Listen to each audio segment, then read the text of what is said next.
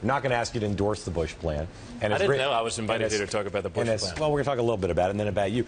There's some things in here, as Rich pointed out, that will benefit the wealthy, and it is not revenue neutral. And I know you want a plan that would redistribute, but there are a lot of things in here. I just want to ask you some of the things that are more populist, more centrist. Doubling the deduction, the standard deduction.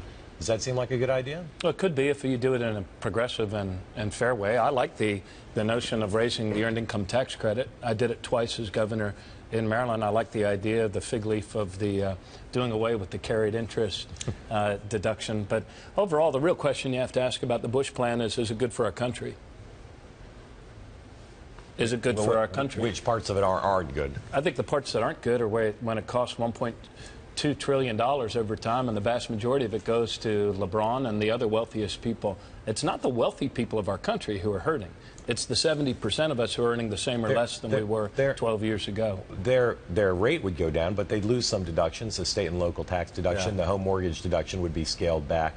Is that a good trade-off, lowered rates and scale back some deductions, broaden the base, but eliminate some of the... Yeah, most of what I know about this, I've seen in the last, the several, in your reporting. But it seems to me that aside from a couple of little fig leaves that masquerade as to put the word populism on the front of it, it sounds like more of Ronald Reagan. Government is the problem. We have to do away with our government wherever we can. But you know what? As a people, we've never been able to give our kids a better future with more prosperity without making our country stronger at the same time.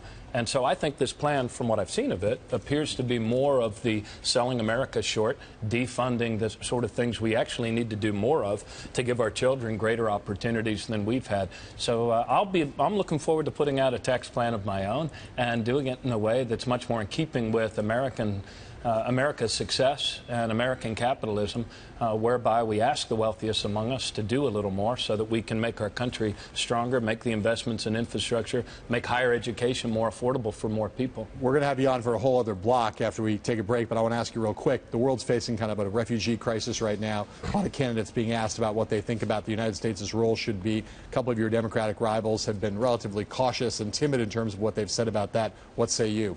I believe that we should step up as we have before as a nation. I believe that our greatest strength as a people comes from our principles. And in the past, we have stepped up whenever there was a refugee crisis like this.